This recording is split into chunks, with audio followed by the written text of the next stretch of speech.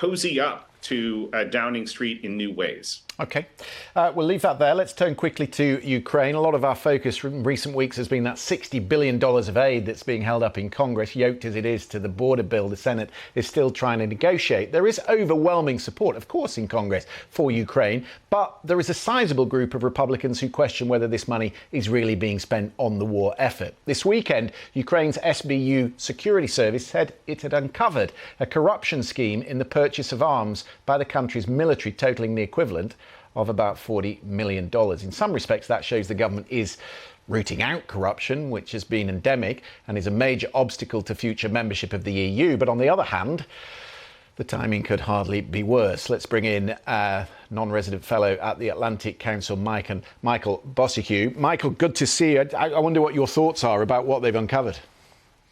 Sure, good to be with you, Christian. Well, it's a pretty eye-popping figure, 40 million. And this was for the military procurement, about 100,000 shells of ammunition, which should have gone to the front line, but didn't. That money went straight out of the state budget, prosecutors say, right into the hands of these thugs in Western Ukraine. And then some of that money is sent out of the country. This has got a lot of headlines here in Ukraine. And just in the past 24 hours or so, prosecutors did ask for bail for one of those charged in the area of around $7 million. It was actually denied.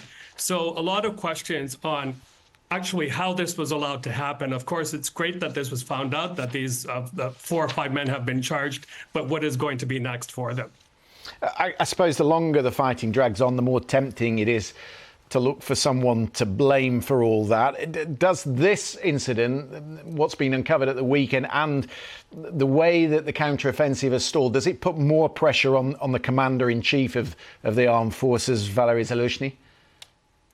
Well, it absolutely does, because we hear reports every day of shortages of various equipment, whether it's automobiles or tanks or artillery shells, to the point that they have to ration these things. I think Zaluzhny is trying to keep morale up in very difficult circumstances, but at the same time, President Zelensky knows this is a big problem. And I'll remind you that last August, he proposed a legislation equating corruption with treason during wartime.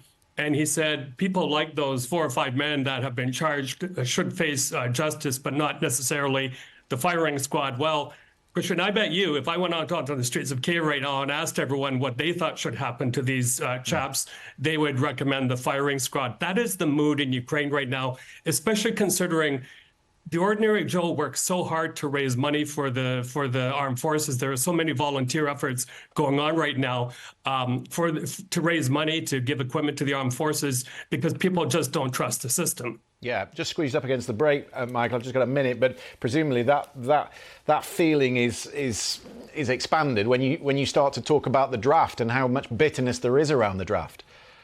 Yeah, and, just quickly, I mean, I was in Lviv last weekend at the cemetery, and you get a very vivid picture of how many men have died fighting in this war. And again, when you see this type of greed happening during wartime, it really upsets people. So I think you're going to see more voluntary efforts raising money for equipment for the front lines that will bypass the whole system. Let's hope it works. Michael, always good to have you on the programme. Thank you very much for coming on this evening. We're going to go to a short break.